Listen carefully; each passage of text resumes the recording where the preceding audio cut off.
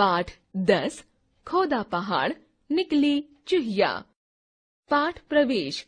किसी की धमकी से भयभीत होना उचित नहीं है। एक धमकी भरे पत्र ने किस प्रकार राजा के मंत्री व सेनापति को परेशान किया, आइए पढ़कर जाने। पाठ उद्देश्य।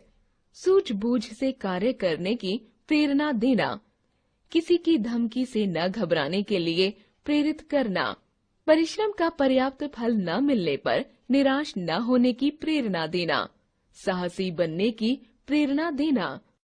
पात्र राजा, मंत्री, सेनापति। राजा अपने सिंहासन पर विराजमान है। संदेशवाहक पत्र लेकर आता है और मंत्री को देता है। किसका पत्र है मंत्री जी? उसी महारानी ने भेजा है महाराज।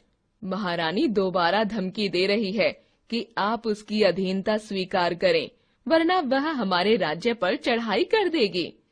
परंतु हमने तो उसकी अधीनता स्वीकार करने से पहले ही मना कर दिया था। हम उससे डरते नहीं हैं।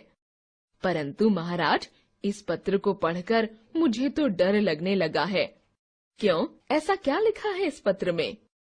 महारानी लिखती है कि आपने फौज में जो नए जवानों की भर्ती शुरू की थी, उन सभी जवानों को उन्होंने दोगुनी तनख्वाह पर खरीद लिया है। अब वे जवान महारानी के लिए युद्ध करेंगे। यह तो अच्छा नहीं हुआ मंत्री जी। आप ठीक कह रहे हैं महाराज, परंतु एक प्रकार से यह अच्छा ही हुआ। वे जवान देशद्रोही थे जो महारानी से जा मिले। ऐसे धोखेबाजों से पीछा छूटना ही अच्छा है।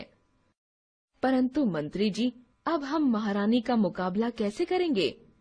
आप चिंता न करें महाराज, मैंने कई दिन पहले सेनापति को उस महारानी को खोजने के लिए भेज दिया था।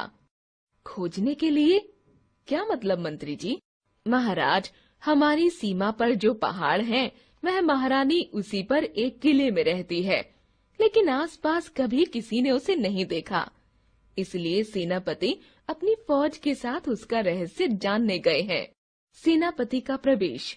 मंत्री जी, सेनापति तो यहीं घूम रहे हैं। महाराज की जय हो। महाराज, मैं उसी महारानी की खोज में गया था।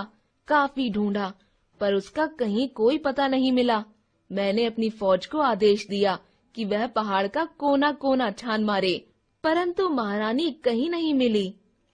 सेनापति जी, क्या महारानी का किला भी नहीं मिला? मंत्री जी, किला तो दूर, वहाँ एक छोटा सा मकान भी नहीं मिला। तब मैंने सोचा कि शायद पहाड़ के अंदर कोई किला होगा, इसलिए मैंने पहाड़ की खुदाई शुरू करवा दी। पहाड़ के अंदर कुछ मिला सेनापति जी? जी हाँ हुजूर, मिला।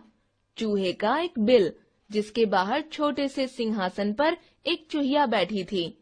यही वह चूहिया थी जो आपको धमका रही थी। उसे देखकर सैनिक हंसते हुए बोले, खोदा पहाड़ निकली चूहिया।